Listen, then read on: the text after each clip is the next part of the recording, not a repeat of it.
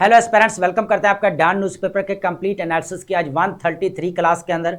And as you know very well friends कि हम यहाँ पर डेली बेसिस के ऊपर current affair, Pakistan affair, IR और ऐसे के रिलेटेड जितने भी इंपॉर्टेंट टॉपिक्स होते हैं उनकी एक डिटेल डिस्कशन करते हैं, उनका हम यहाँ पर एनालिसिस करते हैं जो हमारे सीएसएस और पीएमएस एग्जाम के लिए बहुत ज़्यादा इंपॉर्टेंट होते हैं।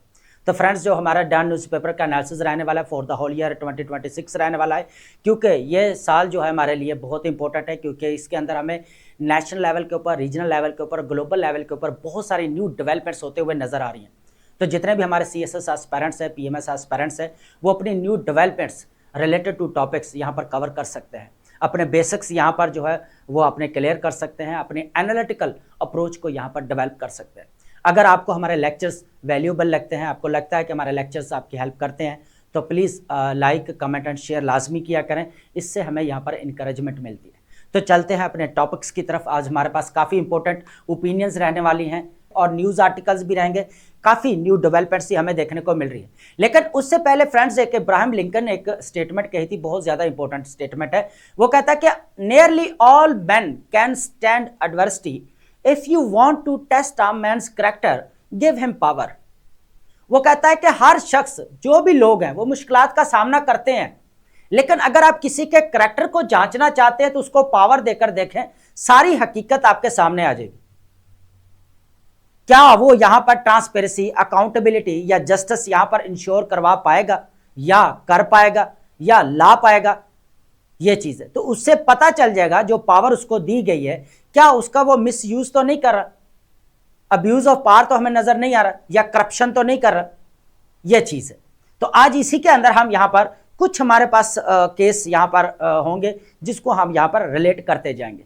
चलते हैं अपने ओपिनियन आर्टिकल्स की तरफ। आज हमारे पास काफी इंपॉर्टेंट ओपिनियन आर्टिकल्स रहने वाले हैं फ्रेंड्स। सबसे पहले अगर देखा जाए एक्सपेंडिंग फुटप्रिंट, ये बेसिकली बात की जा रही है यहां पर चाइना की। चाइना ने यहां पर जो इनिशिएटिव्स लिए हैं, for example global governance initiative, global security initiative, global development initiative, global civilisation initiative हमें देखने को मिल रहा है। और दूसरी तरफ हमें यहां पर अमेरिका की नेशनल सिक्योरिटी स्ट्रेटजी पॉलिसी देखने को मिल रही है, अमेरिका फर्स्ट। ठीक है दोस्तों, तो आज जो ये हमारी ओपिनियन रहने वाली है, इसके अंदर हम ये देखने वाले हैं कि जो एक्सपेंडिंग फुटप्रिंट है, बेसिकली ये इन केस ऑफ चाइना है कि चाइना किस तरह जो है यहां पर अपने रीजनल लेवल के ऊपर, ग्लोबल लेवल के ऊपर अपना इन्फ्लुएंस बढ़ा रहा है। इस चीज को देखेंगे, बीआरआर प्रोजेक्ट को साथ इंक्लूड करेंगे। किस तरह यहां पर डी-डॉलराइजेशन की बात की गई या डॉलर डोमिनेंस को यहां पर चैलेंज किया गया, किस तरह यहां पर ग्लोबल इंस्टीट्यूशंस के अंदर हमें वैक्यूम देखने को मिला, इसको भी ऐड करेंगे। सेकंड हमारे पास है यहां पर Pakistan USA test, Pakistan USA relations, USA interests in South and Central Asia. इसमें एक चीज तो हम डिस्कस करेंगे कि यूएसए की foreign policy toward south Asia and Central Asia. दूसरा हम ये देखेंगे कि जिस तरह हम ये कहते थे ना कि पाकिस्तान बैलेंसिंग एक्ट के साथ चलना चाहिए, कि जिस तरह यमन के अंदर मसला हुआ तो पाकिस्तान ने क्या किया, सऊदी अरेबिया और जो यूएई के दरमियान में बैलेंसिंग एक्ट का यहां पर इस्तेमाल किया कि बिल्कुल न्यूट्रलिटी, बैलेंस अप्रोच के साथ अपने रिलेशंस को कायम रखा। उसके बाद सबसे बड़ी एग्जांपल चाइना और यूएसए। एक तरफ हमें यहां पर क्या नजर आता है, आईएमएफ बैंक, वर्ल्ड बैंक, उस दूसरा हमें यहां पर यूएसए की पार्टनरशिप, और एक तरफ हमें यहां पर जो है वो चाइना नजर आता है। ठीक है, सीपैक प्रोजेक्ट हमारे सामने बड़ी एग्जांपल। तो बैलेंसिंग एक्ट ये हुआ। लेकिन अब ग्लोबल पावर्स हमें बैलेंसिंग एक्ट यूज करते हुए नजर आ रही है। इंटरेस्टिंग चीज ये, हालांकि ये कोई नई चीज नहीं है, वो हमेशा से जो है यहां पर अंडर डेवलप्ड कंट्रीज हैं, चाहे मिडिल पावर्स हैं, चाहे इमर्जिंग इकोनॉमीज हैं, चाहे उसके कंपेटिटर्स हैं, वो हमेशा से अपनी बैलेंसिंग अप्रोच यहां पर यूज करता हुआ हमें नजर आया है। और आज हम बात करने वाले हैं पाकिस्तान के केस में कि एक तरफ तो उसने इंडिया के साथ भी अपनी बनाकर रखनी है क्योंकि काउंटर वेट है वो चाइना का, और एक तरफ ये है कि वो रीजनल लेवल के ऊपर पाकिस्तान को अपना यहां पर क्या मान रहा है, रीजनल पार्टनर मान रहा है। और इंडिया और पाकिस्तान के आपस में यहां पर हमें क्या देखने को मिल रही है, राइवलरी देखने को मिल रही है। अब यूएसए क्या कर रहा है, बैलेंसिंग एक्ट, यहां पर दोनों को, इंडिया और पाकिस्तान के साथ अपने रिलेशंस को लेकर चल रहा है। किस तरह ट्रेड करा इसको भी देखेंगे। बलूचिस्तान के अंदर यहां पर चाइना के क्या इंटरेस्ट नजर आते हैं सीपैक को लेकर, और यूएसए क्या क्या नजर आता है क्रिटिकल मिनरल्स को लेकर। अफगानिस्तान के ऊपर बात की जाएगी, जो यहाँ पर काउंटर टेररिज्म हमें देखने को मिल, जो टेररिज्म देखने को मिल रही है और उसके लिए यहाँ पर काउंटर टेररिज्म जो पॉलिसी हमें देखने को मिलेगी। तो यूएसए के तरफ से जो अभी यहाँ पर सब कमेटी ऑफ कह लें कि यहाँ पर साउथ एंड सेंट्रल एशिया के जो चेयर कर रहे हैं, उन्होंने basically assistant secretary of state जो बेसिकली पावेल कपूर की बात कर रहे हैं, उन्होंने कहा है कि रीजनल लेवल के ऊपर पाकिस्तान यहाँ पर जो है वो क्या है, पार्टनर है। लेकिन यहाँ पर एक और चीज भी फ्रेंड डिस्कस की गई है, अब जो है यहाँ पर strategic pragmatism over partnership, partnership से हटकर किसकी तरफ, यहाँ पर स्ट्रेटेजिक प्रैग्मेटिज्म की तरफ मूव हमें देखने को मिल रहा है यूएसए का। इस चीज को देखेंगे, स्ट्रेटेजिक प्रैग्मेटिज्म क्या चीज है, इसको अंडरस्टैंड करेंगे इसके अंदर, ये ओपिनियन के अंदर। थर्ड हमारे पास रहने वाली है, can BoP deliver Gaza peace navigating Gaza future. Third number पर हमारे पास ये रहने वाले का जो गजा के अंदर सीज फायर का जो प्लान जो बनाया गया, जो 20 पॉइंट्स दिए गए, क्या वो लॉन्ग लास्टिंग हमें उसका कोई सोल्यूशन नजर आ रहा है? ये इंपॉर्टेंट चीज है, वो किसी ना किसी एग्जाम में, आपका पीएमएस के एग्जाम में या तो वो ऐसे के टॉपिक दे सकता है, या करंट अफेयर, या पाकिस्तान अफेयर, या आईआर के अंदर वो लाजमी क्वेश्चन दे सकता है कि गजा का फ्यूचर क्या हो सकता है यहां पर। तो भाई यार यहां पर गजा का फ्यूचर अभी तक तो नजर नहीं आ रहा। जिस तरह अगर देखा जाए, जब से यहां पर यूएनओ ने पार्टीशन प्लान इंट्रोड्यूस करवाया है, 6 कॉरिडोर भी हमें देखने को मिला, ओस्लो अकॉर्ड 1993 के अंदर भी हमें देखने को मिला, उसके बाद 2020 के अंदर हमें अब्राहम अकॉर्ड भी देखने को मिला। अब ये वो चीज है जो ऐड नहीं है, लेकिन यहां पर आपकी क्लैरिफिकेशन के लिए मैं बता रहा हूं, ठीक है। तो अभी यहां पर जो कह ले 3 to 4 पॉइंट इंपॉर्टेंट है, जो अभी कह ले कि गजा का फ्यूचर थोड़ा सा कंप्रोमाइज यहां पर लग रहा है, ये बेसिकली यहां पर चीज कही जा रही। उसका फोर्थ नंबर में, population surge threatens growth Pakistan economic agenda. Important चीज है यहां पर, जब से यहां पर अजय बंगा साहब जो प्रेसिडेंट है वर्ल्ड बैंक के, उन्होंने कहा है कि 30 मिलियन जॉब्स क्रिएट करनी with in a decade, with in 10 years, with in 10 years आपने 10 सालों में क्रिएट करनी। अब यहां पर फाइनेंस मिनिस्टर है हमारे जो मोहम्मद औरंगजेब साहब, उन्होंने बड़ा क्लियर किया यहां पर कि जॉब अब इतनी हम क्रिएट नहीं कर सकते। गवर्नमेंट एक यार सीधी सी बात है, अब सीएसएस का एग्जाम है या पीएमएस का एग्जाम है, 10,000, 15,000, 20,000 या 25,000 बच्चा पेपर दे रहा है, या 40,000 बच्चा पेपर दे रहा है। अब सबको तो यहां पर जॉब नहीं मिलेगी ना। अब सब में से ही 300 या 400 पास होकर आता तो उसको कितना मिलता है, 250, पौने 300 या 260, इतनी सीट्स है ना, उतने मिल जाएंगे। अब रियलिस्टिक होकर सोचें, क्या गवर्नमेंट इतनी जॉब दे सकती है जिस तरह हमें यहां पर इकोनॉमिक क्राइसिस का भी जो है वो सामना करना पड़ रहा है, इकोनॉमिक स्टैग्नेशन का सामना करना पड़ रहा है। तो एक तो चीज यहां पर बिल्कुल फैक्ट बेस्ड है कि गवर्नमेंट इतनी जॉब्स यहां पर क्रिएट नहीं कर सकती। तो भाई क्या सोल्यूशन है इसका? यह बताया गया कि यहां पर प्राइवेट सेक्टर को यहां पर जो है वो अपना रोल प्ले करना पड़ेगा। अब प्राइवेट सेक्टर्स को जो यहां पर चैलेंजेस सामना करने पड़ रहे हैं, जो चैलेंजेस का सामना करना पड़ रहा है, उसको भी तो कटेल करना पड़ेगा, देन ही यहां पर जो है वो कहें ब्रेन ड्रेन को यहां पर रोका जा सकता है, जॉब्स क्रिएट की जा सकती हैं, ये चीज भी है। फिफ्थ नंबर पर है, Bangladesh Tarique Rahman thanks those who fighting for democracy and Bangladesh elections new era. यहां पर दो चीजें रिलेट करेंगे। इतने दिन से हम बांग्लादेश के केस को डिस्कस नहीं कर रहे थे, उसका रीजन यह थे कि पहले फाइनल इलेक्शंस हो जाए, वहां पर जो भी गवर्नमेंट बनती है फिर उसको लेकर जो हम यहां पर डिस्कस करेंगे। एक तो हम इसको यहां पर जो हमारे पास आर्टिकल रहने वाला है, एक तो हम डायनेस्टिक पॉलिटिक्स के साथ इसको रिलेट करेंगे, हमारे पास केस स्टडी रहेगा। सेकंड हम ये देखेंगे कि बांग्लादेश हमें कैसे जियोपॉलिटिकल प्ले ग्राउंड यहां पर बनता हुआ नजर आ रहा है। ये दो चीजें यहां पर। और तारक रहमान के बारे में देखेंगे, थोड़ी सी इनकी प्रोफाइल डिस्कस करेंगे, इनके यहां पर मदर एंड फादर उनको भी डिस्कस करेंगे, जो हमेशा से यहां पर हमें जो है वो कह लेकर पॉलिटिकल लीडरशिप नजर आए। काफी इंटरेस्टिंग होने वाला है। लास्ट में हमारे पास वोकैब रहती है और वोकैब को हम लाजमी डिस्कस करते हैं हमारे, ठीक है। आप अपने वोकैब की यहां पर वेरिएशन लेकर आ सकते हैं फ्रेंड्स, ये इंपॉर्टेंट वोकैब होती है जो आप अपने सिनोनिम्स और एंटोनिम्स से प्रिपेयर कर सकते हैं, ठीक है। अब चलते हैं, सबसे पहले हमारे पास जो ओपिनियन आर्टिकल रहने वाले इस चीज को यहां पर डिस्कस करते हैं, ये हमारे पास काफी इंपॉर्टेंट है, ठीक है दोस्तों। तो अगर देखा जाए एक्सपेंडिंग फुटप्रिंट, किसकी बात की जा रही है? बेसिकली चाइना की बात की जा रही है यहां पर। Global powers dynamics are shifting landscape, काफी इंपॉर्टेंट ओपिनियन है ये हमारी, ठीक है। इसके अंदर क्या है कि China's global vision a shared future. China जो भी कर रहा है ना, नेशनल इंटरेस्ट हर किसी का होता है, स्टेट का होता है, लेकिन वो जितना भी रीजनल लेवल के ऊपर स्टेट से ग्लोबल लेवल के स्टेट है, ग्लोबल लेवल के ऊपर उनको भी साथ लेकर चलना चाहता है। एक शेयर्ड फ्यूचर हमें देखने को मिलता है। किस तरह? इस चीज को यहां पर ऐड करेंगे। China actively champions community with the shared future of the mankind and advocating for an orderly multipolar world founded on principles of openness, inclusivity and mutual benefits। ये तीन चीजें कि हर स्टेट को जीने का हक है भाई, वो अपनी इंडिपेंडेंट पॉलिसी बनाए, ठीक है, अपने नेशनल इंटरेस्ट को सामने रखे, ठीक है। तो एक अगर बोला जाए तो उसको जीने का हक है। ये इनिशिएटिव किसने लिया? यहां पर चाइना ने लिया। सबसे पहले इसका बड़ा प्रोजेक्ट यहां पर एग्जांपल देखें, बीआरए प्रोजेक्ट कब यह स्टार्ट किया गया? 2013 के अंदर किया गया और अब इसकी मालियत कितनी बन चुकी है? ऑलमोस्ट 1.3 ट्रिलियन डॉलर हमें देखने को मिल रहा है, जिसके अंदर 67 बिलियन डॉलर हमें यहां पर कंस्ट्रक्शन ऊपर देखने को मिल रहे हैं और बाकी अगर बात की जाए ऑलमोस्ट 55 या 57 तक जो है वो इन्वेस्टमेंट के ऊपर बात की जा रही, इन्वेस्टमेंट जो की गई है उसकी बात कर रहे हैं। 57 तकरीबन बिलियन डॉलर की बात कर रहा हूं। उन दोनों को मिलाकर 1 ट्रिलियन डॉलर ऑलमोस्ट बनता है, कुछ और फिगर हो सकते हैं।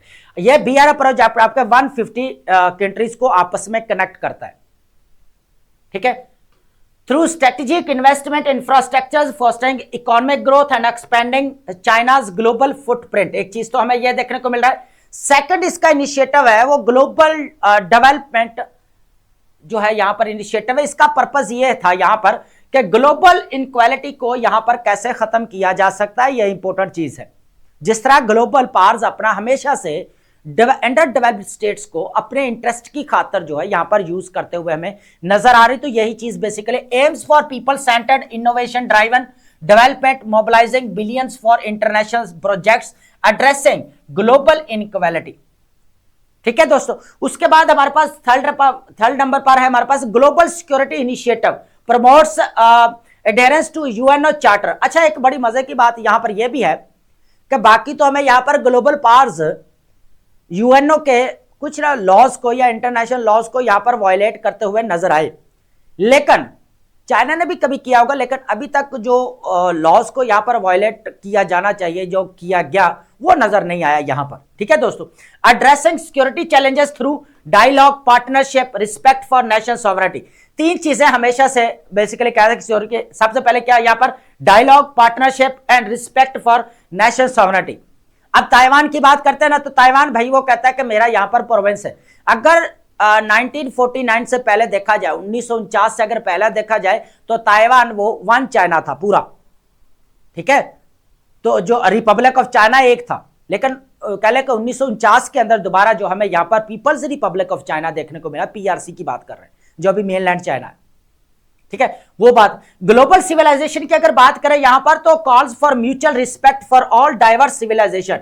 वो कहता है कि जितने भी यहां पर सिविलाइजेशन है सबकी यहां पर जो है वो रिस्पेक्ट होनी चाहिए। Promoting common human values and facilitating robust people to people exchange, ये इंपॉर्टेंट चीज है। दो यहां पर जो है इनिशिएटिव यहां पर डिस्कस नहीं किए गए, एक तो आपका ग्लोबल गवर्नेंस इनिशिएटिव और सेकंड आपका ग्लोबल इकोनॉमिक इनिशिएटिव, इकोनॉमी के रिलेटेड जो आपका बीआरए प्रोजेक्ट हमें देखने को मिल रहा है। ये और भी दो हैं, ठीक है। उसके बाद आप बात करेंगे यहां पर यूएसए को ऐड करेंगे कि किस तरह जो है यूएसए की जो फॉरेन पॉलिसी की वजह से जो है ये सारी डेवलपमेंट्स हमें होते हुए नजर आ रही है रीजनल लेवल के ऊपर और ग्लोबल लेवल के ऊपर। सबसे पहले अगर देखा जाए the world stage is witnessing a notable divergence in global strategies with USA retracting it's global footprint while China expends its influence. अब हो क्या रहा है इस चीज को अंडरस्टैंड करें। यूएसए क्या कर रहा है यहां पर ऑलमोस्ट 66 ऑर्गेनाइजेशन से विथड्रॉ करने की बात करता है, जिसके अंदर 31 तो यूएनओ के साथ रिलेट करती है भाई। अब इनके पीछे यहां पर हमें क्या नजर आएगा, यहां पर वैक्यूम भी देखने को मिलेगा, ठीक है, उसको भी आगे हम डिस्कस कर रहे हैं, ठीक है। यूनाइटेड स्टेट्स की अगर एनएसएस रिपोर्ट देखें, नेशनल सिक्योरिटी स्ट्रेटेजी रिपोर्ट देखें, उसका फर्स्ट प्रिंसिपल क्या देखा, America first, make America great again, ये चीज है। सबसे पहले अगर देखा जाए प्रायोरिटाइजेस द वेस्टर्न हेमिस्फीयर, जिस तरह हमें वेनेजुएला का केस देखने को मिला, एंड डोमेस्टिक री इंडस्ट्रियलाइजेशन। अब टैरिफ जो बार बार लगाने की बात की गई ट्रंप की तरफ से, जो टैरिफ लगाए जाए भाई, तो टैरिफ एक ही था कि भाई डोमेस्टिक इंडस्ट्रीज को अपलिफ्ट करना पर्पस था इसका। अभी भी वही चीज है कि डोमेस्टिक इंडस्ट्रीज को यहां पर क्या करना पड़ेगा, अपलिफ्ट करना पड़ेगा। कहीं ना कहीं में हमें यह देखना होगा hyper nationalism, new era of protectionism, यह भी कहा गया, ठीक है दोस्त। उसके बाद है adopt selective engagement to global issues, बिल्कुल सिलेक्टिव हमें देखने को मिल रहा है। कॉप 30 हुई है, यहां पर अटेंड नहीं किया, पेरिस एग्रीमेंट से विथड्रॉ हमें देखने को मिल रहा है। तो पीछे क्या हो रहा है, एक्सपेक्टिंग अलाइज टू शोल्डर मोर, ठीक है। अब जितने भी है दूसरे यहां पर, जिस तरह मार्क कार्नी की स्टेटमेंट देखने को मिलती है वर्ल्ड इकोनॉमिक फोरम के ऊपर, जो हमें स्विट्जरलैंड के अंदर नजर आती है जनवरी के अंदर 19 से 23 तक, वो क्या कहता है यहां पर कि मिडिल पावर्स को अपना रोल प्ले करना चाहिए, यहां पर आगे आना चाहिए। स्ट्रेटेजिक इकोनॉमी की उन्होंने बात की, रीजनल हेजेमनी को उन्होंने यहां पर चैलेंज किया। Mark Carney Canadian prime minister की बात कर रहे हैं। Actions like Venezuela incidents raises questions on international law and alienate allies, यहां तक कि एंटोनियो गुटेरेस ने भी यहां पर स्टेटमेंट्स की दी थी कि इंटरनेशनल लॉज को बेसिकली यहां पर क्या किया जा रहा है, वायलेट किया जा रहा है, ठीक है। उसकी जो है पासदारी होनी चाहिए, वो नजर नहीं आती। अब बात करेंगे चैलेंजिंग जो डॉलर डोमिनेंस, इस चीज को देखेंगे। सबसे पहले जो बड़ी रीजन हमारे पास देखने को मिले, जियोपॉलिटिकल टेंशन। क्या फ्रेंड्स, यहां पर geopolitical tension, escalating global conflicts, trade Wars, around confidence in a single dominant currency. सबसे पहले अगर देखा जाए कॉन्फ्लिक्ट दुनिया के अंदर सबसे बड़ा ज्यादा कौन सा हमें देखने को मिल रहा है, यहां पर यूक्रेन और रशिया का। उसके बाद मिडिल ईस्ट के अंदर हमें देखने को मिला इजराइल और ईरान और यहां पर यूएसए का। उसके बाद अफ्रीका के अंदर कोंगो, रिवांडा का। एशिया के अंदर हमें देखने को मिला पाकिस्तान इंडिया के दरमियान में। उसके बाद हमें देखने को मिला कंबोडिया और थाईलैंड के दरमियान में, ठीक है दोस्तों। तो ये हमें यहां पर जो है कॉन्फ्लिक्ट वॉर देखने को मिले। फिर आपका वेनेजुला और वो तो केस आपके सामने, वो तो अभी का केस है ना, ठीक है। उसके बाद ट्रेड वॉर की बात करें तो ट्रेड वॉर अभी से नहीं है। ट्रेड वॉर जब से ट्रंप के फर्स्ट टर्म में आए थे, हमें 2016 के बाद देखने को मिले। 2018 के अंदर हमें ट्रेड वॉर देखने को मिले, जब यहां पर टैरिफ लगाए गए, Chinese service goods and services के ऊपर लगाया और चाइना ने उठाकर फिर जो है वो दोबारा लगाए, ठीक है, उनके ऊपर USA goods and service. China's renminbi जो इनकी यहां पर जो हमें नजर आती करेंसी, इसके ऊपर बेसिकली क्या क्या क्या कर रहा है, यहां पर इंटरनेशनल मार्केट्स तक इसको लेकर जाने की बात कर रहा है, ठीक है। और यहां पर यूरोप क्या कर रहा है, एक्सपैंड करना चाह रहा है अपने यूरो की।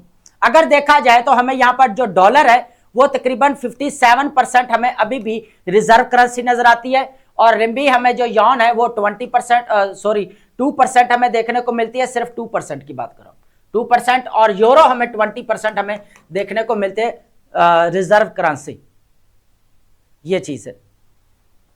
उसके बाद अब ब्रिक्स इनिशिएटिव की बात की जाए, members nation discuss creating new reserve currency to challenge western financial hegemony. ये चीज अगर देखी जाए, ब्रिक्स के अंदर Brazil, India, China, Russia, South Africa, इन्होंने क्या किया, एक तो रीजनलाइजेशन बढ़ाने की बात की, दूसरा मल्टीलैटरल मल्टीपोलर सिस्टम की बात की, मल्टीपोलैरिटी की, रीजनलाइजेशन की, उसके बाद डी डॉलराइजेशन की, कि भाई ये जो डॉलर की हेजमनी इसको कम करना पड़ेगा। उसके बाद क्या इन्वेस्टर्स क्या कर रहे हैं, some investors are reducing dollar exposures and turning to assets like gold for stability. किसके लिए यूज कर रहे हैं यहां पर, गोल्ड को, फॉर स्टेबिलिटी के लिए, ये चीज है।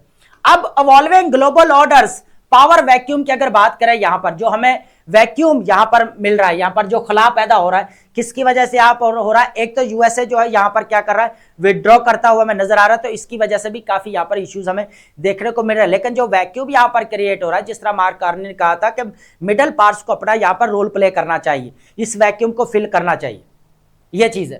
तो अगर देखा जाए इवॉल्विंग ग्लोबल ऑर्डर की अगर बात की जाए यहां पर दोस्तों, तो हमारे पास था power vacuum emerge as a USA selectively retracts its global engagement, significant powers vacuum is forming and leading to profound implications for international stability and cooperation. Rule based order weakens.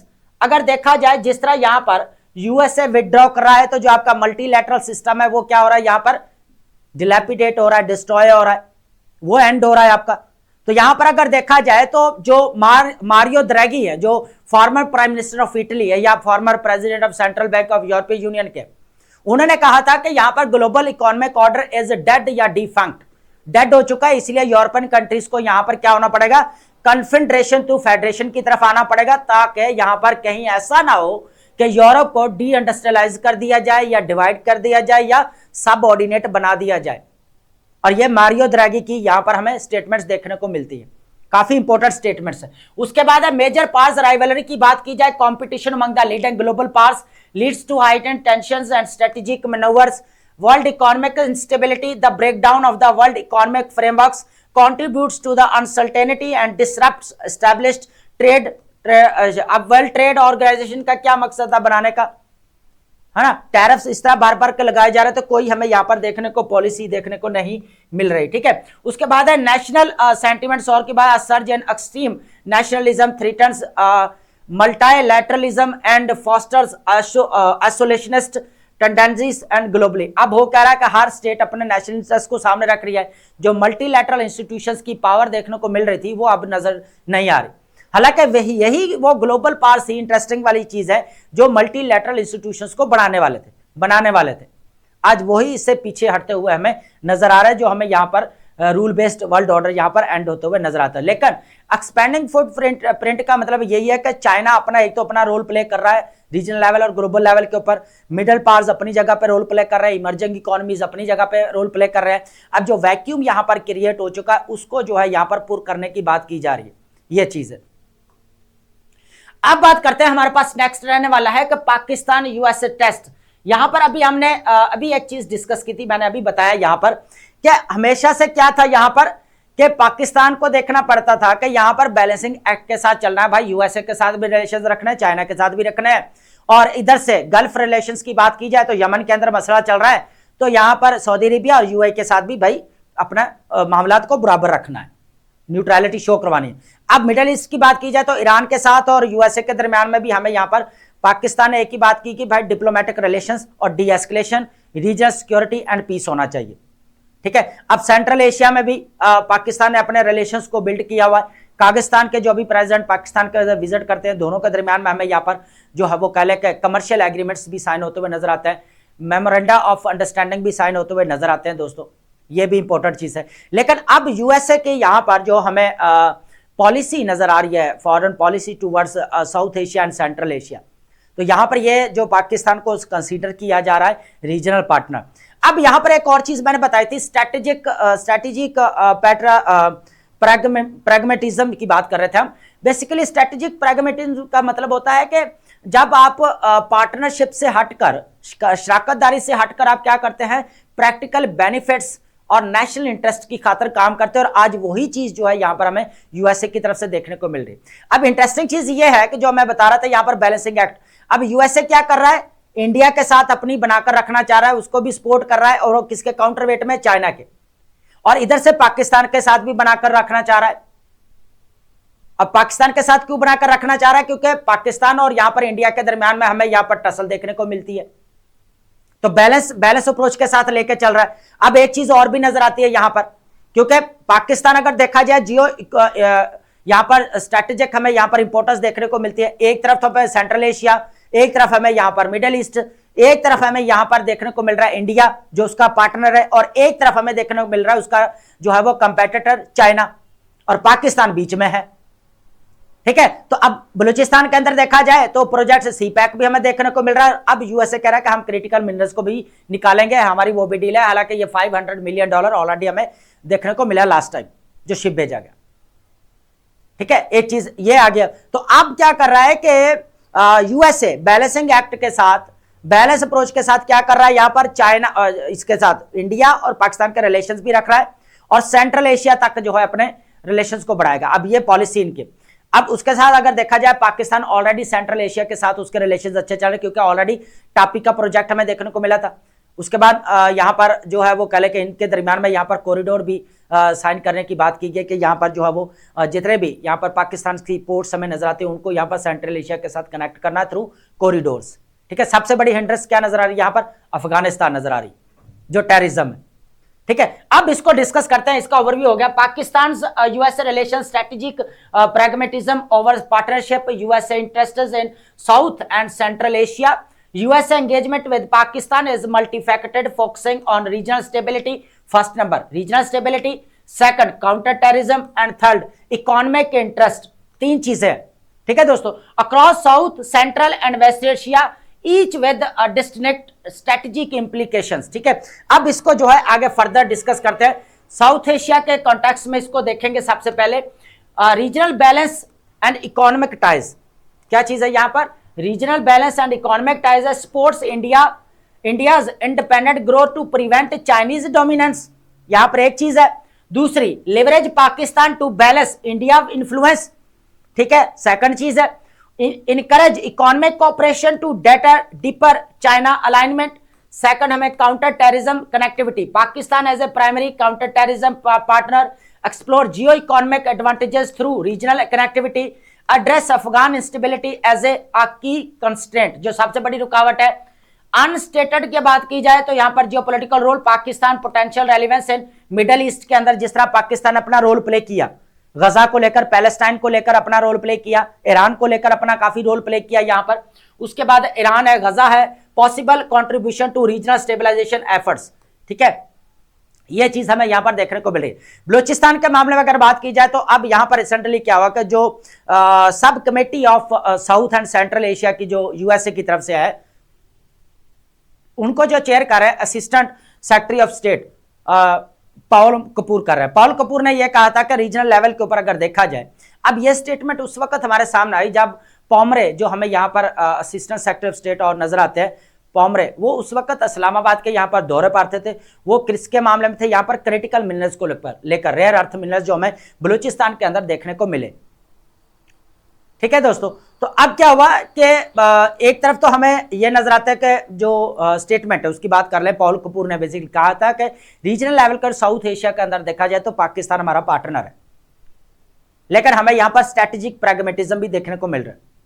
अब दूसरी तरफ यहां पर चाइना है, China अपना CPEC project है, और दूसरा यहां पर ग्वादर पोर्ट्स भी हमें देखने को मिलती है, यह भी चीज है यहां पर। उसके बाद सबसे बड़ी हिंड्रेंस यहां पर देखने को मिल रही है अफगानिस्तान के अंदर, जो हमें टेररिज्म यहां पर देखने को मिल रही है, डे बाय डे बढ़ती जा रही है, यह चीज भी है, ठीक है। लेकिन अपने यूएसए क्या कर रहा है, यहां पर फॉरेन पॉलिसी को किस तरह लेकर चल रहा है, यह चीज इंपॉर्टेंट है कि साउथ एशिया के अंदर क्या कर रहा है, पाकिस्तान के साथ भी बनाकर रखना चाहता है और इंडिया के साथ भी बनाकर रखना चाहता है, किसको काउंटरवेट में, चाइना के काउंटरवेट में, ठीक है। और इधर यूएसए के साथ बनाकर रखना चाहता है, भाई सेंट्रल एशिया के साथ भी रिलेशंस बढ़ाना है, मिडिल ईस्ट के साथ भी जो वो पाकिस्तान अपना रोल प्ले कर रहा है इक्वली, तो पाकिस्तान के साथ बनाकर रखनी पड़ेगी, क्योंकि इसकी जो जियो स्ट्रेटेजिक लोकेशन है वो मैटर करती है बहुत ज्यादा, क्योंकि एक तरफ सेंट्रल एशिया, एक तरफ मिडिल ईस्ट, एक तरफ इंडिया पार्टनर, और इसके एक तरफ कंपेटिटर नजर आता है चाइना, है ना। इंटरेस्टिंग चीज ये है। अब बात करेंगे यहां पर अफगान फैक्टर की बात करेंगे, hurdles to Central Asia connectivity. सबसे बड़ी जो हर्डल्स है पाकिस्तान का, अगर जो कॉरिडोर्स की बात की गई कि पाकिस्तान के पोर्ट्स के ऊपर कॉरिडोर्स और सेंट्रल एशिया के साथ जो कनेक्टिविटी पॉसिबल है, वो सबसे बड़ी हेड्रेस क्या है यहां पर देखने को मिल रही है, अफगानिस्तान। तो Afghanistan instability impedes Pakistan Central Asia links, USA hesitant for the direct military intervention, opting for diplomatic pressure, limited US support to Pakistan for targeting terror hideouts may prove insufficient. उसके बाद mineral wealth and security risk की बात की जाए, convergence of mineral resources and counter terrorism, दो ensuring stability as crucial for resource utilisation, Pakistan needs enhance counter terrorism capabilities for region, ये चीज है। Recent dialogues confirm Washington focus on critical minerals counter terrorism, while deputy assistant जो secretary है पोमरे visits की बात कर रहे हैं इस्लामाबाद की, underscores the partnership in the minerals sectors and shared commitment against terrorism, ये चीज हमें देखने को मिल रही है। अब बात करेंगे यहां पर हमारे पास इंपॉर्टेंट चीज यहां पर है कि क्या यहां पर जो गजा के अंदर जो पीस प्लान यहां पर जो 20 पॉइंट्स दिए गए ट्रंप की तरफ से, और यहां पर सीज फायर करवाएगी अक्टूबर के अंदर। अब उसका सेकंड फेज यहां पर स्टार्ट हुआ कि यहां पर बोपी को साइन किया गया 22 जनवरी को 2026 को, यहां पर कहां पे, स्विट्जरलैंड के वर्ल्ड इकोनॉमिक फोरम के प्लेटफॉर्म पर, ठीक है। अब यहां पर 60 कंट्रीज को इन्विटेशन भेजा गया, फिर 19 यहां पर साइन किया। अगर देखा जाए तो मुस्लिम स्टेट्स हमें 8 नजर आ रही है यहां पर। अभी 19 फरवरी को क्या हो रहा है यहां पर जो है वो कह लें कि मीटिंग होने जा रही है Trump Institute of Peace Washington के अंदर। अब क्वेश्चन ये है, can BoP deliver Gaza peace या नेविगेटिंग गजा फ्यूचर, इस चीज को देखेंगे। सबसे बड़ी चीज यहां पर यह है कि जब से, हालांकि यहां पर बेलफोर जो डिक्लेरेशन हमें देखने को मिला 1917 के अंदर हमें, ठीक है, उसके बाद हमें यहाँ पर यूएनओ का पार्टीशन प्लान देखने को मिला, 6 डे कॉरिडोर हमें 6 डे वॉर देखने को मिली दोनों कंट्रीज के दरमियान में। उसके बाद यहाँ पर एग्रीमेंट ऑस्लो अकॉर्ड साइन किया गया 1993 के अंदर भी देखने को मिला। 2006 के अंदर हमें यहाँ पर हमास ने इलेक्शन जीतते हुए नजर आए। 2020 के अंदर हमें यहाँ पर अब्राहम अकॉर्ड भी साइन होते हुए नजर आया इजराइल, यूएई और बहरीन के दरमियान में। अगर पहले देखा जाए इतने पहले प्रपोजल दिए जा चुके हैं कि यहां पर गजा के अंदर या पैलेस्टाइन के अंदर पीस होना चाहिए, लेकिन वो भी प्रॉपर इंप्लीमेंट नहीं हुए। हालांकि एक मल्टीलैटरल इंस्टीट्यूशन यूएन ने उसे पास किया, रेजोल्यूशंस पास की। फॉर्मल अगर एग्रीमेंट की बात की जाए तो 3 फॉर्मल एग्रीमेंट देखने को मिले। तो अब आपको क्या लगता है जो बोपी यहां पर बनाया गया कि जो गजा का फ्यूचर यहां पर तय करेगा, कहा यह जा रहा है according to expert, according to international media, यह कहा जा रहा है कि कहीं बोपी जो है यो क्या है, यूनिलैटरलिज्म हमें नजर आ रहा है अकॉर्डिंग टू यूरोपियन कंट्रीज जिन्होंने साइन नहीं किया। ठीक है, उसके बाद यह भी कहा जा रहा है कि बोपी यह ना हो कि यूएनओ की यहां पर जगह ले ले। यह चीज पहले भी कही जाती रही और अभी कही जा रही है कि जब यूएनओ के अंदर जब देखा ना, अब वही ग्लोबल पावर्स है जो मल्टीलैटरल इंस्टीट्यूशंस बनाने वाले हैं यहां पर, अब वही जो ऐसे पीछे हट रहे हैं। अब उनको पता है कि जब उनके यहां पर थोड़ी के बोलने की जगह कम हो रही है, अब और कंट्री ज्यादा बोलना शुरू कर दिए हैं, तो इसका मतलब यह है कि अब इनको कोई ऑल्टरनेटिव ढूंढना पड़ेगा जहां पर यही पूरा लीड करें। यह चीज है बेसिकली। अब गजा के पीस के जो लेकर है, तो इसके अंदर गजा का पीस क्यों नहीं इंश्योर हो सकता है, इसके ऊपर देखेंगे।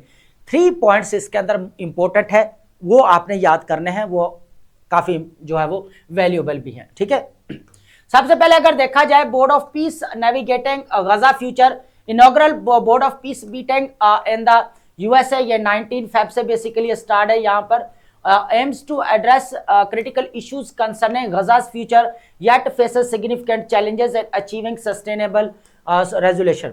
सबसे पहले अगर कोर एजेंडा की बात की जाए, funding, rebuilding Gaza infrastructures and home. सबसे पहले क्या यहाँ पर मीटिंग होने जा रही है कि एक तो इंफ्रास्ट्रक्चर्स बनाए जाए, रिकंस्ट्रक्शन की जाए और घर वगैरह बनाए जाए। इस्टेब्लिशिंग इंटरनेशनल स्टेबलाइजेशन फोर्स, ठीक है। इसके अंदर अगर देखा जाए तो इंडोनेशिया ने तकरीबन 8000 यहाँ पर जो वो स्पाई देने की बात की, लेकिन अभी दूसरे स्टेट्स ने अभी तक कोई बात नहीं की यहाँ पर। एड्रेसिंग हमास पोटेंशियल डिसआर्मामेंट, ठीक है। उसके बाद unclear funding source of the, अगर अनक्लियर है, क्लियर नहीं है, लेकिन देखा भी जाए तो टेंस ऑफ बिलियंस की बात की जा रही है। आईएसएफ की यहां पर बात की जाए, देखे इंपोर्टेंट पॉइंट्स है ये नोट करने वाले की debate peacekeeping versus enforcement, Hamas requires full of IOF withdrawal before disarmament. उसके बाद no Muslim state to join ISF for forced disarmament, absence of the Palestinian representation on the BoP raises concern. अभी तक तो नहीं किसी ने join किया, लेकिन यह है कि इंडोनेशिया ने यहां पर ज्वाइन किया है। 3 चीजें यहां पर है कि गजा का फ्यूचर अभी तक क्यों यहां पर कह लें कि वो नजर नहीं आ रहा। एक तो सबसे बड़ी बात यहां पर यह रही कि जो सीज फायर जो एग्रीमेंट साइन किया गया उसके अंदर कोई भी पैलेस्टीनियन नहीं था, उसको इंक्लूड नहीं किया गया जो शर्म एल शेख के अंदर साइन किया गया। एक चीज यह, सेकंड चीज यह है कि जो यहां पर बोपी बनाया गया, एग्जेक्टिव बोर्ड बनाया गया, गजा एग्जेक्टिव बोर्ड बनाया गया या नेशनल कमेटी यहां पर बनाएगी, तो वहां पर भी गजा जो पैलेस्टीनियन है या गजा उसके अंदर किसी को भी यहां पर इंक्लूड नहीं किया गया। उसके बाद आईएसएफ जो यहां पर बनाया गया उसके अंदर भी यहां पर जो है वो कहा जा रहा है कि पैलेस्टीनियंस को यहां पर इंक्लूड नहीं किया गया। अब तीनों या चारों जगह जो मेन है जहां पे पैलेस्टीन जिनका मसला है, अगर आप उनको ही यहां पर इंक्लूड नहीं करेंगे तो फिर यहां पर गजा का फ्यूचर हमें थोड़ा सा कंप्रोमाइज होता हुआ नजर आ रहा है according to experts and according to international media. ठीक है, समझे? अच्छा, यह चीज है। अब ये मसला तो यहां पर है ना कि अब जो है अगर जिसको मसला है अब उसको ही आप इंक्लूड नहीं कर रहे तो फिर जो है ना वो फ्यूचर कहां पे उसका नजर आएगा, थोड़ा मुस्तकबिल तो फिर खतरे में है ही है। यहां पर नेतन्याहू की बात की जाए तो डोमेस्टिकली बेंजामिन नेतन्याहू को करप्शन के चार्जेस का यहां पर सामना करना पड़ा है। और यह भी कहा जा रहा है यहां पर अरब्स जो हमें यहां पर ह्यूमन राइट्स देखने को मिल रही है एनजीओ, उन्होंने इसके अगेंस्ट यहां पर बेंजामिन नेतन्याहू के अगेंस्ट यहां पर फाइल भी यहां पर जो है ना वो पुट की है कि बेसिकली जेनोसाइड जो की है यहां पर उसके अगेंस्ट। ठीक है, तो यहां पर काफी अभी चार्जेस का सामना करना पड़ रहा है, facing corruption charges, president crucial in for ceasefire mainly slow down killings. अभी तक यहां पर अगर बोला जाए ऑलरेडी तो यहां पर 71,000 ऑलमोस्ट जो है वो पैलेस्टीनियंस मारे जा चुके हैं अकॉर्डिंग टू बीबीसी, सीएनएन, आप गार्डियन न्यूज उठाकर देखें, रॉयटर्स देखें। ठीक है, लेकिन बाद में भी 500 प्लस जो है यहाँ पर अभी भी किल किए जा चुके हैं यहाँ पर। उसके बाद है shifting global perception, genocide in Gaza has stripped Israel of its claimed legitimacy, dramatic shift and support for Palestinian cause, especially among the Gen Z, long-term consequences for the apartheid state are significant. एक और important state यहाँ पर point था, मैं जहन से निकल जाता है, वो था यहाँ पर स्टेटहुड। जो यहाँ पर कहा यह जा रहा था कि अगर प्लान बनाया गया था तो यहाँ पर स्टेटहुड की बात की जाती, यहाँ पर बेसिकली सेल्फ डिटर्मिनेशन की पैलेस्टीनियंस की बात की जाती, वो नजर नहीं आ रही। कहा यह जा रहा है कि यहाँ पर एक बार दोबारा हमें जो है वो कॉलोनी बनती हुई नजर आ रही है ना। जिस तरह यहाँ पर ब्रिटिश जो नजर आए थे, हमें सब कॉन्टिनेंट के अंदर आकर कंट्रोल किया था, ठीक है। अब यहाँ पर क्या हो रहा है कि जो पूरा कंट्रोल या बोपी है किसके अंडर रहेगा, यहाँ पर यूएसए का रहेगा, वो इसको कंट्रोल करेगा। और उसके बाद जो है पूरा जो है कहा यह जा रहा है कि जो बेसिकली जो इसका दोबारा ऐसे लग रहा है जैसे इसको कॉलोनी बनाया जा रहा है, ठीक है। कॉलोनियलिज्म हमें देखने को मिल रहा है, ये चीज है।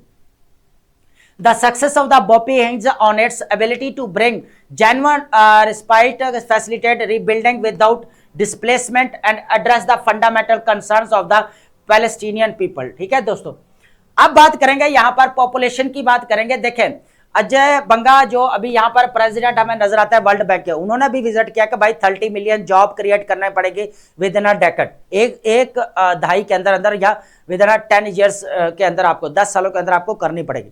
लेकिन अब यह चीज है कि एक तो रियलिस्टिक चीज यह है कि भाई जो है वो कह ले कि गवर्नमेंट इतनी जॉब्स नहीं दे सकती, एक चीज तो क्लियर है ना। तो यहां पर प्राइवेट सेक्टर्स को आना पड़ेगा। अब यहां पर अगर इतने बच्चे पेपर दे रहे हैं, 10,000 है, 15 या 20,000 जितने भी है, अब उनमें से 300 या 400 पास होते हैं, फिर क्या होता है यहाँ पर 280 सीट है, 260 है, 300 तक सीट्स हैं, तो अब उनको फिल कर लिया जाता। तो अब फॉर एग्जाम्पल है ना, बाकी सेक्टर तो है ही है, 1 पेपर वाले हैं ही हैं, लेकिन यह है कि इतनी जॉब्स तो क्रिएट नहीं की जा सकती ना। ऑलरेडी जो है वो पाकिस्तान इकोनॉमिक क्राइसिस का शिकार है, तो यहां पर प्राइवेट सेक्टर्स को अपना रोल प्ले करना पड़ेगा according to finance minister Mohammad Aurangzeb. ठीक है, अब देखेंगे कि इकोनॉमिक एजेंडा क्या है। Finance minister Aurangzeb outline Pakistan economic challenges and strategic priorities emphasising private sectors lead growth एक, tax reform second and targeted sectoral support, ये चीज है। पॉपुलेशन की अगर बात की जाए यहाँ पर 2.5% जो है वो हमें इंक्रीज देखने को मिल रहा है, मींस यहाँ पर 40 to 50 लाख लोग जो है एनुअली यहाँ पर इंक्रीज हो रहे हैं। अगर नेक्स्ट ईयर्स में देखा जाए ना, आने वाले सालों में तो 40 करोड़ तक आबादी हो सकती है। फिर यहाँ पर कैसे इसको टैकल किया जाएगा। Private sectors must lead job creation, government enables. अब देखें अभी प्राइवेट सेक्टर्स को, इंडस्ट्रीज आपकी बंद हो रही है, ब्रेन ड्रेन आपको सामना करना पड़ रहा है यहाँ पर। ठीक है, अब ब्रेन ड्रेन में अगर देखा जाए आपका इंजीनियर सब बाहर जा रहा है। अब इंजीनियर्स अगर देखा जाए गवर्नमेंट के अंदर कितनी जॉब है, कम है ना। ऑलरेडी आपका स्टेट और इंटरप्राइजेस प्राइवेटाइज की जा रही है, तो इंजीनियर्स यहां पर जितनी देर आपकी इंडस्ट्री स्ट्रांग नहीं होगी, इंडस्ट्री यहां पर रन नहीं करेगी, तो जॉब्स यहां पर इंजीनियर्स को कैसे दी जा सकती हैं। तो यही बात की जा रही है कि हम यहां पर प्राइवेट सेक्टर को क्या करेंगे, इंपावर करेंगे, उनकी हेल्प करेंगे ताकि वो जॉब क्रिएट कर सके।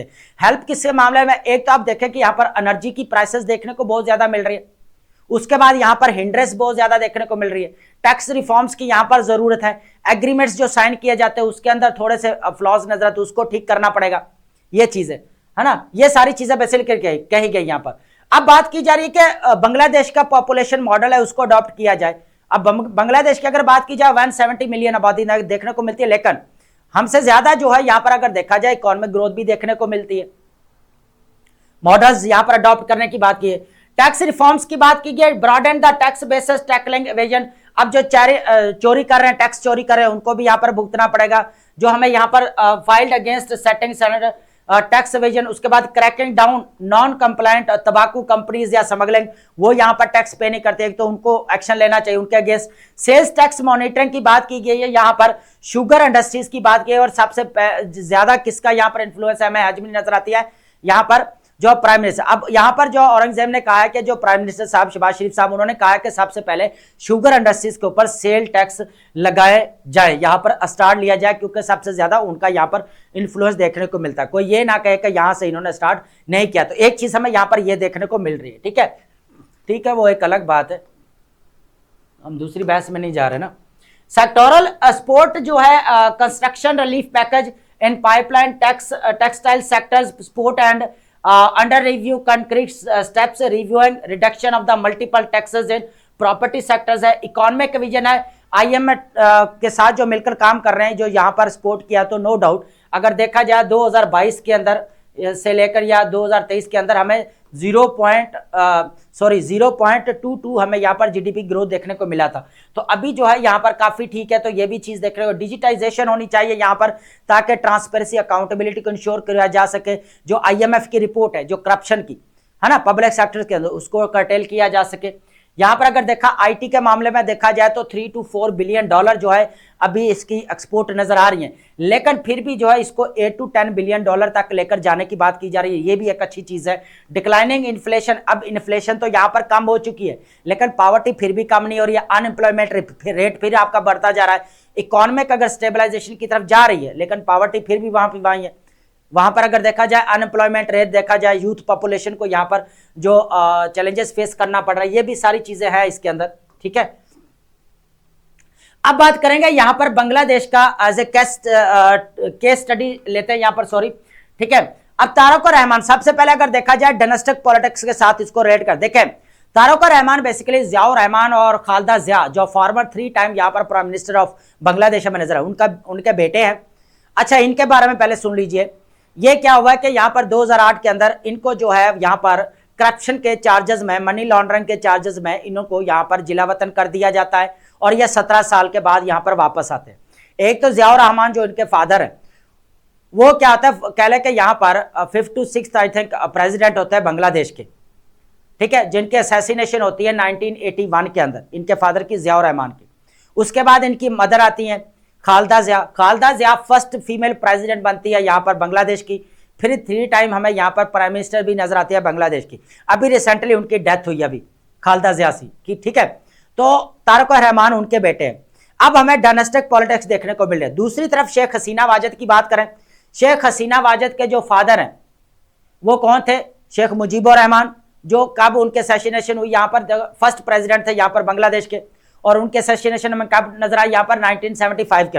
अच्छा, मजे की बात यह है यहाँ पर कि शेख हसीना वाजिद को भी उस वक्त यहाँ पर जो है वो जिला वतन किया गया था, एग्जाइल किया गया था यहाँ पर बांग्लादेश से, और आज भी वो एग्जाइल है, इंडिया में है, जिसको यहाँ पर डेथ सेंटेंस यहाँ पर सुनाएगी। ठीक है, अब यहाँ पर जो तारक रहमान के according to Bangladesh high court के अकॉर्डिंग, उन्होंने यहाँ पर चार्जेस यहाँ पर देखने को मिले कि इनको यहाँ पर क्या किया जाए, 17 साल जो है इनको यहाँ पर मुल्क से बदर कर दिया गया। अभी ये वापस आए, इलेक्शंस हुए, तो इलेक्शंस इन्होंने यहाँ पर विन कर लिया है।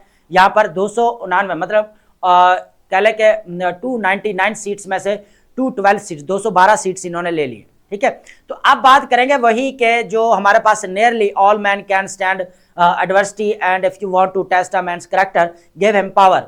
तो अब यही वो चीज हमें देखने को मिल रही है। एक तो अब क्या हो रहा है कि डायनेस्टिक पॉलिटिक्स और हेरिडेटरी पॉलिटिक्स हमें बांग्लादेश के अंदर देखने को मिली कि दोनों फैमिलीज जो यहाँ पर आफ्टर क्रिएशन ऑफ बांग्लादेश, वही अभी तक यहाँ पर पॉलिटिकल लीडरशिप हमें देखने को मिल रही है। कोई भी अभी उस्मान हैदी जो यहाँ पर जिनको कत्ल किया गया, जो मर्डर हमें होते हुए बेचारा नजर आए यहाँ पर बांग्लादेश के अंदर, तो देखे किस तरह जो है यहाँ पर जो जेंजी रिवोल्ट आया और 2024 के अंदर शेख हसीना वाजिद की गवर्नमेंट को यहाँ पर टॉपल किया जाता है। तो ये इनके प्रोफाइल से जो हमने यहाँ पर डिस्कस की। अब एक और चीज हम यहाँ पर डिस्कस करेंगे, जियो पॉलिटिकल प्लेग्राउंड, उसको बाद में ऐड करते हैं, पहले यहाँ पर इसका देख लेते हैं। बांग्लादेश इलेक्शन न्यू इरा देखने को मिल रहा है। Tarique Rahman victories and pledges for reforms, Tarique Rahman leads the Bangladesh BNP। अब ये बांग्लादेश नेशनल पार्टी बेसिकली इनके जियाउर रहमान फादर है, 1978 के अंदर उन्होंने बनाई थी। And to landslide victory, want to restore governance and economic stability after 2024 uprising। अब 2024 के अंदर यहाँ पर शेख हसीना वाजिद को टॉपल किया गया था बाय जेंजी रिवॉल्ट। उसके बाद विक्ट्री एंड डेडिकेशन की बात की जाए, BNP is decisive when dedicated to citizens who sacrificed for the democracy during the 2024 uprising, and Rahman calls for national unity to improve forward, pledges for reforms, prioritizes restoring governance and economic stability, fixing broken system, aims to stabilize financial sector and ensure good governance। ठीक है, उसके बाद challenges head की बात की जाए तो यहाँ पर अभी जो चैलेंजेस का जो सामना कर, सबसे पहले अगर देखा जाए new government faces fragile economy. ठीक है, इकोनॉमिक क्राइसिस का शिकार थे। आप सारा ब्लेम एक दूसरे गवर्नमेंट गुजरते जाए उनके ऊपर लगेगा।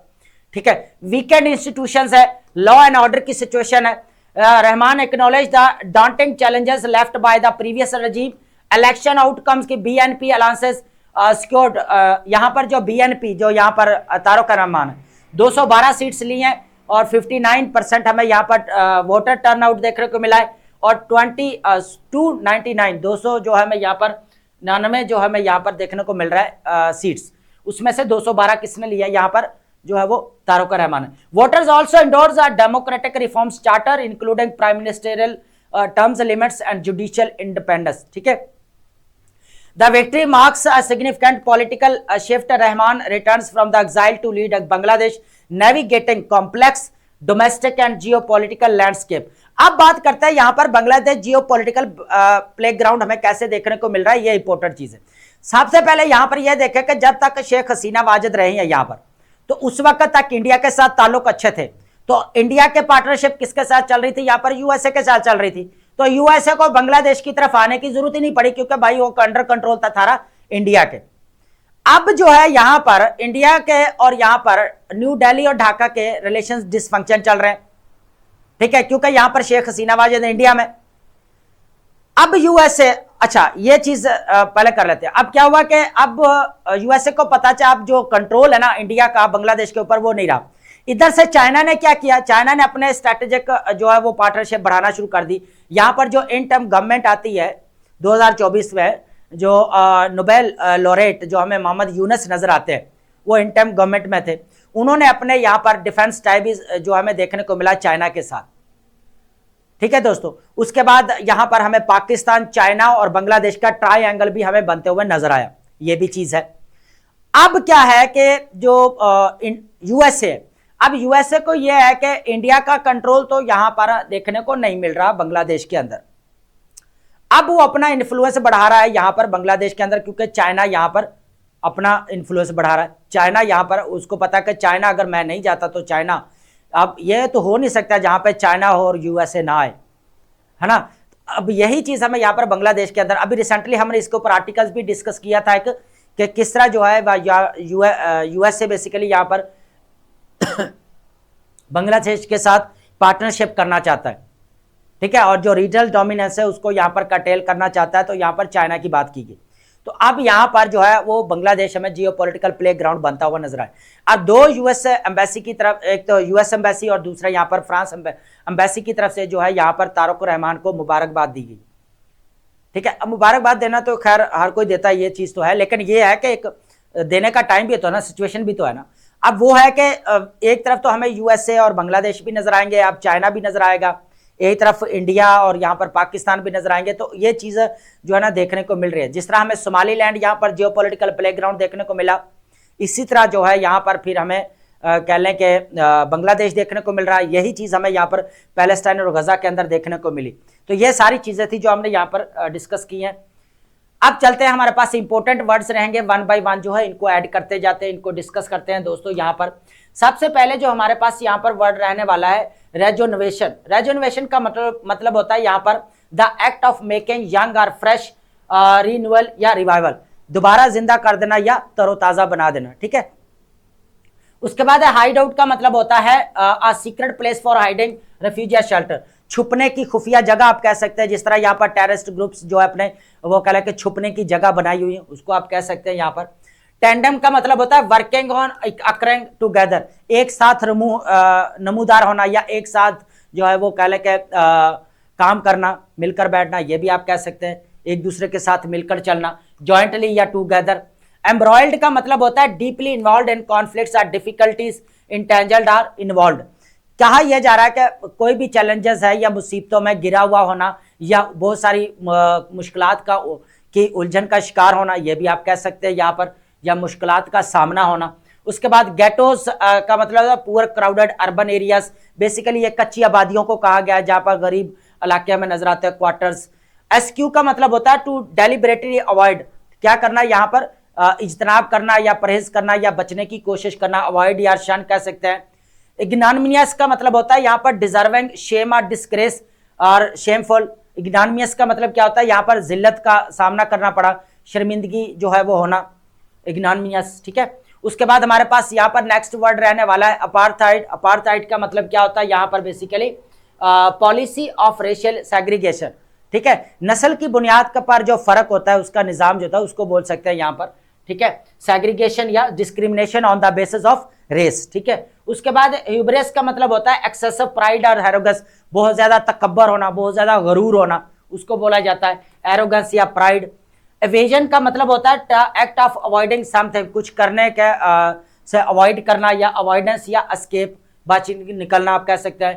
क्वाड्रपल्ड का मतलब होता है इंक्रीज 4 टाइम, 4 टाइम 4 गुना और बढ़ जाना, ठीक है, मल्टीप्लाइड या सर्ज बढ़ जाना। साइन का मतलब होता है यहाँ पर descendant of a notable family, ठीक है, तो एक नोबल फैमिली के औलाद में से कह लें नोबल फैमिली की औलाद होना, या उनमें से जो है वो कह लें उनकी लड़ी में से होना, उसको बोला जाता है नोबल फैमिली से आप कह सकते हैं कि मोअज़्ज़ज़ फैमिली से ताल्लुक़ रखना या ख़ानदान से ताल्लुक़ रखना, डिसेंडेंट। उसके बाद हमारे पास है डॉन्टिंग, डॉन्टिंग का मतलब होता है सीमिंग डिफ़िकल्ट और फ्राइटनिंग, जो बहुत ज़्यादा मुश्किल नज़र आता है, या कह लें कि यहाँ पर खौफनाक भी नज़र आता है, ठीक है। इंटिमिडेटिंग कह सकते हैं, डिस्करेजिंग कह सकते हैं, जो हौसला पस्त कर देने वाला।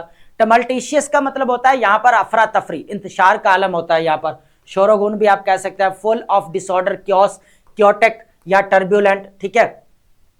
इनएप्टीट्यूड का मतलब होता है लैक ऑफ स्किल और एबिलिटी आप कह सकते हैं, इनकम्पिटेंस या इनकैपेसिटी कह सकते हैं, नाअहली कह सकते हैं, जिसमें कोई स्किल नहीं होती, उसको भी आप कह सकते हैं यहाँ पर। इनसनरेटेड का मतलब होता है बर्न्ड कंप्लीटली, मुकम्मल तौर पर जल कर राख हो जाना, इनसनरेटेड आप कह सकते हैं, बर्न कह सकते हैं। इम्पेकेबिलिटी, इम्पेकेबिलिटी का मतलब होता है स्टेट ऑफ बीइंग फ्लॉलेस, जिसके अंदर कोई भी खामी ना पाई जाए या गलती की गुंजाइश ना पाई जाए, उसको बोला जाता है परफेक्शन, आप बोल सकते हैं इन सिंपल, परफेक्शन या फ्लॉलेसनेस। तो आई होप आपने लेक्चर अंडरस्टैंड किया होगा and thank you so much.